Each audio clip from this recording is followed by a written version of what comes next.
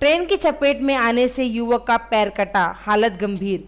मऊ जिले के सिकटिया पुल के पास एक युवक ट्रेन के गिरने से उसके पैर कट गया, जिसे स्थानीयों की मदद से जिला अस्पताल में भर्ती कराया गया।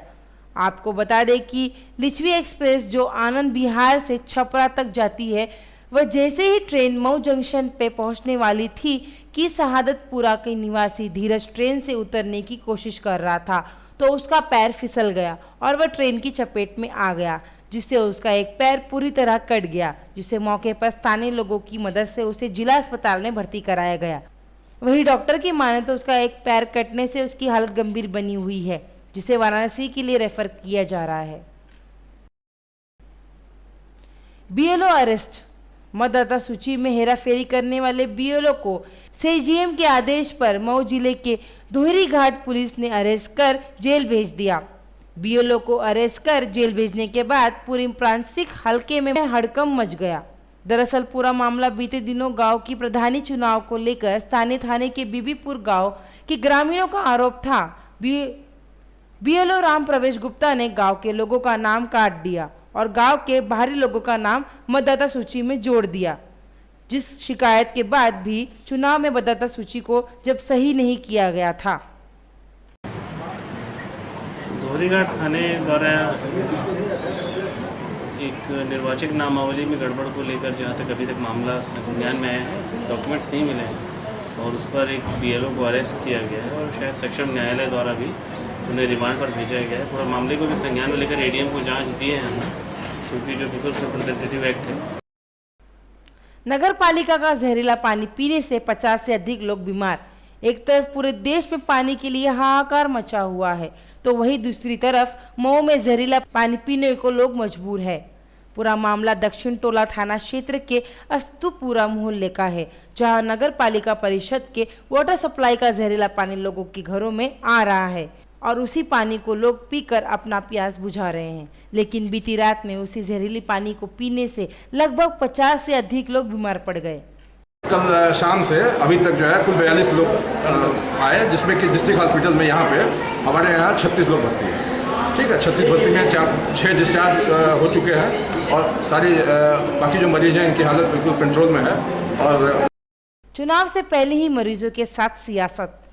आपने सुना होगा कि नेता हो या मंत्री वोट लेने के लिए किसी पर भी सियासत कर सकते हैं। जी हां, ऐसा ही मामला सामने आया है, जहां कल से लेकर अब तक दूषित पानी पीने से सैकड़ों लोग बीमार पड़ गए हैं, जिनका इलाज जिला अस्पताल में चल रहा है। इस मामले की जानकारी मिलते ही कई राजनीतिक पार्टियां वोट बैंक बनाने के लिए मरीजों से मिलने पहुंची और सियासत शुरू कर दी है।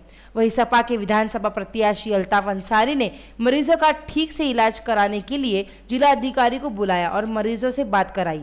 वहीं दूसरी तरफ बसपा के विधानसभा प्रत्याशी मनोज राय ने मरीजों से ठीक से इलाज कराने के लिए 20 मरीजों को अपने ही हॉस्पिटल में भर्ती करा दिया और उनका निःशुल्क इलाज कराया जा रहा है।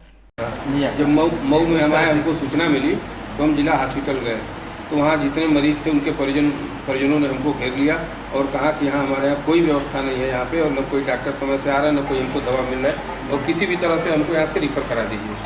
तो मैंने फिर उसको बेड पे ले गए।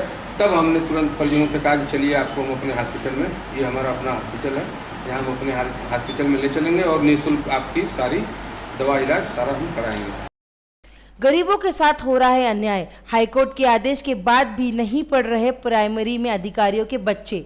मऊ जिले के कलेक्ट्रेट परिसर में दोहरी शिक्षा के खिलाफ 3 दिवसीय धरने पर बैठे लोगों ने कहा कि आज देश की आज़ादी के 70 सालों के बाद भी मुल्क में दोहरी शिक्षा नीति भली भांति फल फूल रही है। हालांकि देश की आज़ादी के आंदोलन का सपना था कि सबको एक समान शिक्षा दी जाएगी, जिस पर आज तक हमारी चुनी हुई सरकारें एक भी कदम उठा नहीं पाई है। और साथ ही साथ कहा कि गरीब को साजिश के तहत गुणवत्ता वाले शिक्षा से दूर किया जा रहा है। जब से शिक्षा को बेचने का काम होने लगा तो इसको खरीद पाना गरीब की पकड़ से बाहर है और गरीबों के साथ भेदभाव किया जा रहा है। डकैतों के मंसूबों पर आस्था पड़ी भारी। मऊ जिले में आस्था और भगवान का चमत्कार देखने को मिला है। दरअसल 8 बदमाशों द्वारा राम जानकी मंदिर के पुजारी जो बंधक बनाकर मंदिर लूटपाट करने का प्रयास किया गया है, लेकिन चमत्कार ऐसा हुआ कि उसी समय सांप निकल आया, जिसको बदमाशों ने मार डाला, लेकिन लूटपाट की घटना को अंजाम देने में असफलता हाथ लगी।